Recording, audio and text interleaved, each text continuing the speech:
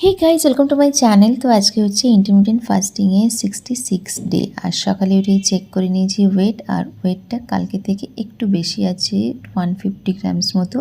তো ওটা খুব একটা বেশি দিন থাকবে না, ঠিকই হয়ে যাবে। এক দিন তো ওয়েট একটু ফ্ল্যাকচুয়েট করেই। তো যাই হোক, প্রথমেই নিয়ে নিয়েছি চা, দেন ব্রেকফাস্টে নিয়েছি স্প্রাউটসের স্যালাড, আর লাঞ্চে ছিল ভাত, তার সাথে মাটনের কষা প্লাস ঝোল যাই বলতে পারো। দেন নিয়ে নিয়েছি টমেটোর চাটনি। অনেক দিন পরে আমাদের বাড়িতে টমেটোর চাটনি হয়েছে। এই আমার ডায়েটের চক্করেই চাটনি খাওয়া প্রায় বন্ধই হয়ে গেছে। তো যাই হোক, তার সাথে আছে স্যালাড রেগুলারের মতো, আর সন্ধেবেলা আছে চা, আর বানিয়েছি লুচি, তার সাথে মাটন।